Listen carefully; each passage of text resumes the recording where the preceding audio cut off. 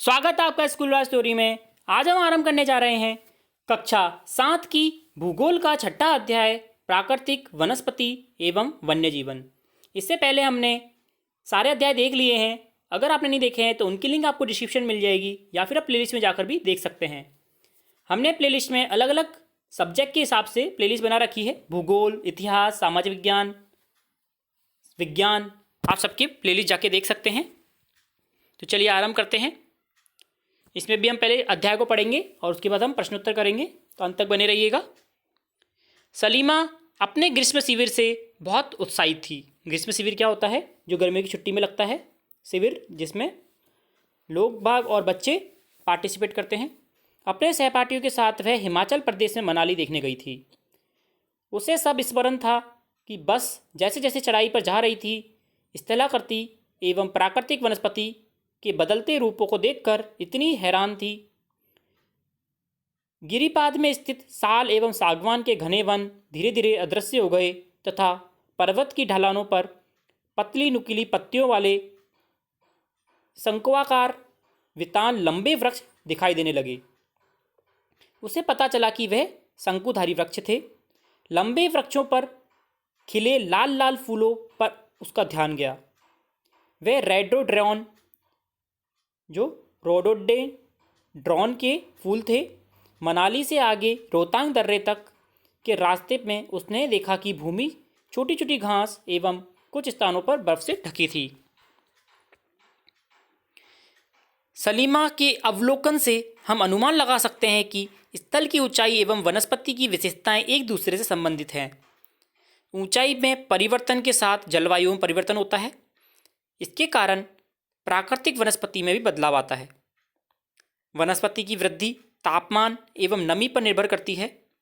इसके अलावा यह ढाल एवं मिट्टी की परत की मोटाई जैसे कारकों पर भी निर्भर करती है।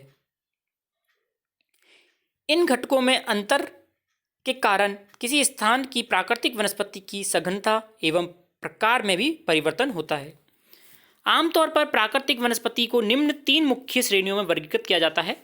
पहला है वन, जो वृक्षों के लिए उपयुक्त तापमान एवं परिपूर्ण वृक्षा वाले क्षेत्रों में उगते हैं। इन कारकों के आधार पर सघन एवं खुले वन विकसित होते हैं। अगला है घास स्थल, जो मध्यम वृक्षा वाले क्षेत्रों में विकसित होती हैं। और तीसरा है कांटेदार झाड़ियाँ। कांटेदार झाड़ियाँ एवं झाड़ियाँ केवल शुष्क प्रदेशों में पाई जाती हैं। सलीमा हिमालय की यात्रा का यह अनुभव अपने पिता को बता रही थी, तो उसके पिता विश्व के विभिन्न स्थानों पर जा चुके थे। उन्होंने सलीमा को विभिन्न महाद्वीपों के विभिन्न भागों में पाई जाने वाली विविध प्रकार की वनस्पतियों के बारे में बताया। उन्होंने उपध्रुवीय प्रदेश में शंकुधारी वन, रेगिस्तान में कांटेदार झाड़ियाँ और आर्द्र प्रदेशों में घने उष्णकटिबंधीय दृढ़ काष्ठ वनों के बारे में कई जानकारियाँ दी। सलीमा समझ गई कि हिमालय के कुछ क्षेत्रों में लगभग सभी प्रकार की वनस्पति पाई जाती हैं, जो भूमध्य रेखा से ध्रुव की ओर जाने पर मिलती हैं। प्राकृतिक वनस्पतियों के प्रकार में बदलाव का मुख्य कारण जलवायु का बदलाव है। आइए हम विश्व की विभिन्न प्रकार की प्राकृतिक वनस्पतियों एवं उनके गुण एवं वहाँ प्रवास करने वाली वन्य जीवों के बारे में जानकारी प्राप्त करें। क्या आप जानते हैं ब्राज़ील के उष्णकटिबंधीय सदाबहार वन इतने विशाल हैं कि पृथ्वी के फेफड़े की तरह प्रतीत होते हैं? क्या आप बता सकते हैं ऐसा क्यों? क्योंकि सबसे ज़्यादा ऑक्सीजन वहीं से मिलती है पृथ्वी को। फिर है वन, उष्णकटिबंधीय सदाबहार वन। इन वन को उष्णकटिबंधीय वृक्षावन भी कहते हैं, जो चित्र 6.3 में दिखाई दे रहे हैं। सदाबहार वन, यह घने वन भूमध्य रेखा एवं उष्णकटिबंध के पास पाए जाते हैं। यह क्षेत्र गर्म होता है एवं पूरे वर्ष यहाँ अत्यधिक वर्षा होती है। चूँकि यहाँ के मौसम कभी शुष्क नहीं होता, इसलिए यहाँ के पेड़ों की पत्तियाँ पूरी तरह नहीं झड़ती, इसलिए इन्हें सदाबहार कहा जाता है। काफ़ी घने वृक्षों की मोटी वितान, मतलब कि तने बहुत मोटे होते हैं, के कारण दिन के समय का सूर्य प्रकाश वन के अंदर तक नहीं पहुँच पाता है। आमतौर पर यहाँ दृढ़ काष्ठ वृक्ष जैसे रोजवुड, आबनूस, महोगनी आदि पाए जाते हैं। क्या आप जानते हैं एनाकोंडा विश्व का सबसे बड़ा सांप उष्णकटिबंधीय वृक्षावन में ही पाया जाता है? यह मगर जैसे बड़े जानवर को मार के और खा सकता है। अगला है उष्णकटिबंधीय पर्णपाती वन। उष्णकटिबंधीय पर्णपाती वन मानसूनी वन होते हैं जो भारत, उत्तरी ऑस्ट्रेलिया और मध्य अमेरिका के बड़े हिस्से में पाए जाते हैं। इन क्षेत्रों में मौसमी परिवर्तन होते रहते हैं।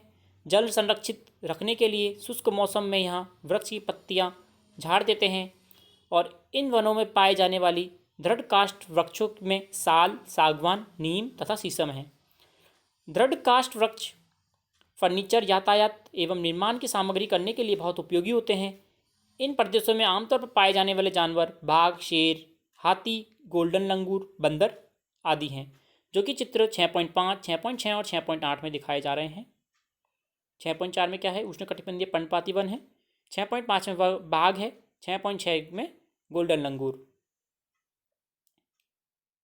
अगला है शीतोष्ण सदाबहार वन। शीतोष्ण सदाबहार वन मध्य अक्षांश के तटीय प्रदेशों में पाए जाते हैं। ये सामान्यतः महाद्वीपों के पूर्वी किनारों में पाए जाते हैं, जैसे दक्षिणी पूर्वी अमेरिका, दक्षिणी चीन, दक्षिण पूर्वी ब्राज़ील। यहाँ बाज, चीड़ और यूकलिप्टिस जैसे दृढ़ एवं मुलायम दोनों प्रकार के पेड़ पाए जाते हैं। चित्र 6.7 में शीतोष्ण सदाबहार वन दिखाई दे रहा है। 6.6 में गोल्डन लंगूर हम देख चुके हैं और 6.8 में हाथी। 6.9 में फिजेट नामक एक चिड़िया है। जो शीतोष्ण पर्णपाती वन, उच्च अक्षांश की ओर बढ़ने पर अधिक शीतोष्ण पर्णपाती वन मिलते हैं, जो 6.11 में दिखाई दे रहे हैं। यह उत्तरी पूर्वी अमेरिका, चीन, न्यूजीलैंड, चिली एवं पश्चिमी यूरोप के तटीय प्रदेशों में पाए जाते हैं। यह अपनी पत्तियों के शुष्क मौसम में झाड़ देते हैं। यहाँ पाए जाने वाले पेड़ हैं बांज, ऐश, बीच आदि। हिरन, लोमड़ी, भेड़िए यहाँ के आम जानवर हैं। फिजेट तथा मेनाल जैसे पक्षी भी यहाँ पाए जाते हैं, जो कि चित्र 6.9 और 6.10 में दिखाई दे रहे हैं। अगला है भूमध्य सागरीय वनस्पति। आप जान चुके होंगे कि महाद्वीपों के पूर्व और उत्तरी पूर्वी किनारों के अधिकांश भाग में शीतोष्ण सदाबहार वन एवं पर्णपाती पेड़ों से ढके हैं। महाद्वीपों के पश्चिम एवं दक्षिणी पश्चिमी किनारों भिन्न हैं। यहाँ भूमध्य सागर की वनस्पति पाई जाती है। यह अधिकतर यूरोप, अफ्रीका, एशिया के भूमध्य सागर के समीप वाले प्रदेशों में पाई जाती है, इसलिए इसका नाम यह पड़ा। यह वनस्पतियाँ भूमध्य सागर के बाहरी प्रदेश जैसे संयुक्त राज्य अमेरिका के कैलिफोर्निया, दक्षिणी पश्चिमी अफ्रीका, दक्षिणी पश्चिमी दक्षिण अमेरिका और दक्षिणी पश्चिमी ऑस्ट्रेलिया में पाई जाती हैं। इन प्रदेशों में गर्म, शुष्क, ग्रीष्म एवं वर्षा वाली मृदु शीत ऋतुएं होती हैं। इन क्षेत्रों में आमतौर पर संतरा, अंजीर, जैतून एवं अंगूर जैसे नींबू, वर्षस्ट्रिस जो कि फल पैदा होते हैं। क्योंकि लोगों में अपनी इच्छानुसार कृषि करने के लिए यहाँ प्राकृतिक वनस्पति को हटा दिया गया है, यहाँ वन्य जीवन कम है। अगला है शंकुधारी वन। उत्तरी गोलार्ध के उच्च अक्षांश में भव्य शंकुधारी वन पाए जाते हैं, जो कि चित्र 6.13 में क और ख में दिखाई दे रहे हैं। इन्हें टैगो भी कहा जाता है। यह वन अधिक ऊंचाइयों पर पाए जाते हैं। इन्हीं वृक्षों की सलीमा में हिमालय में प्रचुर मात्रा में देख सकते हैं। यह लंबे, नरम काष्ठ वाले सदाबहार वृक्ष होते हैं। इन वृक्षों की काष्ठ का उपयोग लुगदी बनाने के लिए किया जाता है, जो सामान्य तथा अखबारी कागज बनाने में काम आती है। नरम काष्ठ का उपयोग माचिस एवं पैकिंग के लिए बक्से बनाने के लिए किया जाता है। चीड़, देवदार आदि इन वृक्षों के मुख्य पेड़ हैं। यहाँ सामान्यतः रजत लोमड़ी, मिंक, ध्रुवीय भालू जैसे जानवर पाए जाते हैं। अगला है घास स्थल। उष्णकटिबंधीय घास स्थल। यह वन भूमध्य रेखा के किसी भी तरफ उग सकते हैं। भूमध्य रेखा के दोनों ओर उष्णकटिबंधीय क्षेत्र तक फैले हैं, जहाँ वनस्पति निम्न से मध्य वर्षा वाले क्षेत्रों में पैदा होती है। यह घास काफ़ी ऊंची, लगभग 3 से 4 मीटर की ऊंचाई तक होती है और बढ़ सकती है। अफ्रीका का सवाना घास स्थल इसी प्रकार का है। सामान्य रूप से उष्णकटिबंधीय घास स्थल में हाथी, जेब्रा, जिराफ, हिरन, तेंदुए आदि जानवर पाए जाते हैं। चित्र 6.14 में हम उष्णकटिबंधीय का घास स्थल देख रहे हैं। अगला है शीतोष्ण घास स्थल। ये मध्य अक्षांशीय क्षेत्रों में और महाद्वीपों के भीतरी भागों में पाए जाते हैं। यहाँ की घास आमतौर पर छोटी व पौष्टिक होती है। शीतोष्ण प्रदेशों में सामान्यतः जंगली भैंस, बाइसन, एंटीलोप पाए जाते हैं। अगला है कटीली झाड़ियाँ। शुष्क रेगिस्तान जैसे प्रदेशों में पाई जाती हैं। उष्णकटिबंधीय रेगिस्तान महाद्वीपों के पश्चिमी किनारों में पाई जाती हैं। तीव्र गर्मी एवं बहुत कम वर्षा वाले होने के कारण वनस्पतियों की कमी रहती है। विश्व के मानचित्र में रेगिस्तान प्रदेश को चिन्हित करें। क्या आप भारत के बड़े रेगिस्तान का नाम बता सकते हैं? कौन सा नाम है हमारा जो राजस्थान में है? थार मरुस्थल। रेगिस्तान के कुछ जानवरों के नाम बताइए जिन्हें आप पहले जान चुके हैं। कौन कौन से होते हैं रेगिस्तान में पाए जाने वाले? छिपकली, सांप, बिच्छू। यदि आप ध्रुवीय प्रदेश में जाएंगे तो वह स्थान आपको अत्यधिक ठंडा मिलेगा। यहाँ बहुत सी सीमित प्राकृतिक वनस्पतियाँ मिलती हैं। यहाँ केवल काई लाइकेन एवं छोटी झाड़ियाँ पाई जाती हैं। यह काल्पनिक ग्रीष्म ऋतु के दौरान विकसित होती हैं। इसे टुंड्रा प्रकार की वनस्पति कहा जाता है। यह वनस्पतियाँ यूरोप, एशिया एवं उत्तरी अमेरिका के ध्रुवीय प्रदेशों में पाई जाती हैं। यहाँ के जानवरों की शरीर पर मोटा फर एवं मोटी चमड़ी होती है जो उन्हें ठंडी जलवायु से सुरक्षित रखती है। यहाँ पाए जाने वाले कुछ जानवर सील, वालरस, कस्तूरी बेल, ध्रुवीय उल्लू, ध्रुवीय भालू और बर्फीली लोमड़ी हैं। सलीमा के पिता ने उसे कुछ घने वृक्षों के चित्र दिखाए और कुछ चित्रों में सलीमा ने देखा कि लोग वृक्षों को काटकर वनों को साफ कर रहे हैं। इसके पिता ने बताया कि स्थानीय लोग कृषि एवं आवास के लिए स्थान चाहते हैं। क्या आप जानते हैं विभिन्न प्रदेशों में घास स्थल निम्न प्रकार से पाए जाते हैं? जैसे कि उष्णकटिबंधीय घास स्थल में पूर्वी अफ्रीका, सवाना, ब्राज़ील में कंपास, वेनेजुएला में लानोस। शीतोष्ण कटिबंधीय घास स्थल देखते हैं अर्जेंटीना में पैम्पास, उत्तरी अमेरिका प्रेयरी, दक्षिणी अफ्रीका वेल्ड, मध्य Asia steppe, Australia downs.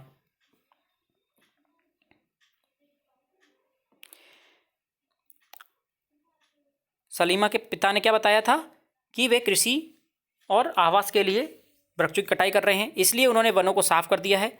Salima सोचने लगी अगर वनों को साफ कर दिया जाएगा तो वन्य जीव कहाँ जाएंगे? क्या वे पुनः वैसे ही बन पाएंगे? अगर लोगों ने इसी प्रकार पेड़ों को काटते रहे तो भविष्य में पर्याप्त ऑक्सीजन, जलवाष्प, लकड़ी, फल, मेवे आदि मिल पाएंगे।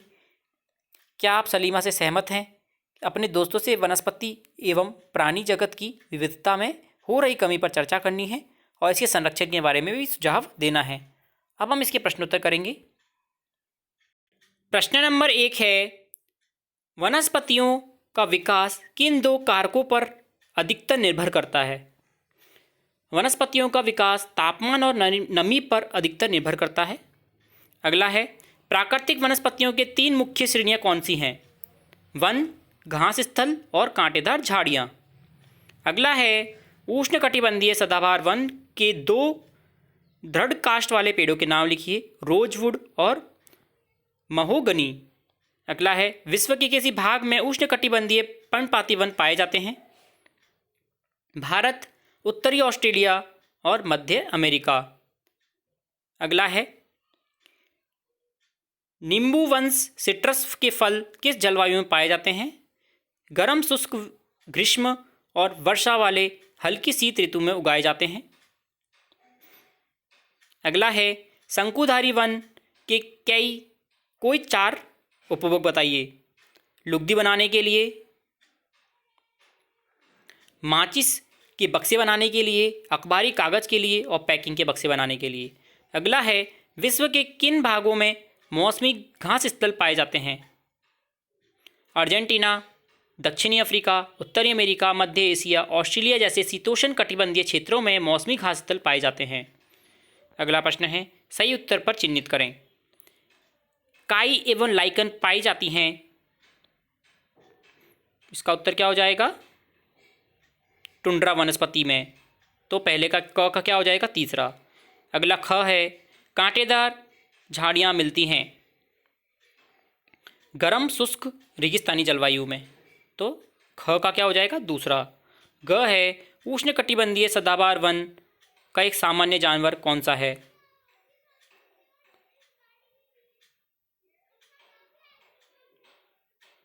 उष्णकटिबंधीय का साधारण जानवर कौन सा हो जाएगा? बंदर। अगला है तो ग का क्या हो जाएगा? फर्स्ट।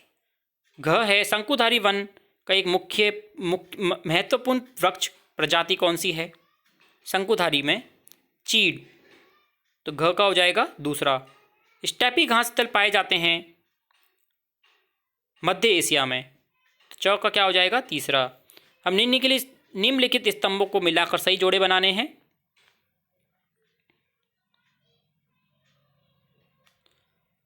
वालरस क्या है? वालरस एक ध्रुवीय जानवर है, तो क का क्या हो जाएगा? तीसरा। देवदार का वृक्ष, देवदार का वृक्ष कैसा है? नरम काष्ठ पेड़, तो ख का हो जाएगा पहला। जैतून एक नींबू वंश सिट्रस का फल है, तो इसका क्या हो जाएगा? छठा। जैतून क्या हो जाएगा? एक नींबू वंश सिट्रस का फल, जैतून छठा हो जाएगा। घ हाथी उष्णकटिबंधीय पर्णपाती वनों का एक जानवर है, तो घ का हो जाएगा दूसरा। फिर है कंपोस, कंपोस का हो जाएगा ब्राजील की उष्णकटिबंधीय घास स्थल का नाम है कंपोस, तो च का हो जाएगा सातवां। फिर है डाउन, डाउन है अंटार्कटिका का शीतोष्ण घास स्थल, तो छ का हो जाएगा चौथा। आगे है कारण बताइए। ध्रुवीय प्रदेशों में रहने वाले जानवरों की फर एवं त्वचा मोटी होती है।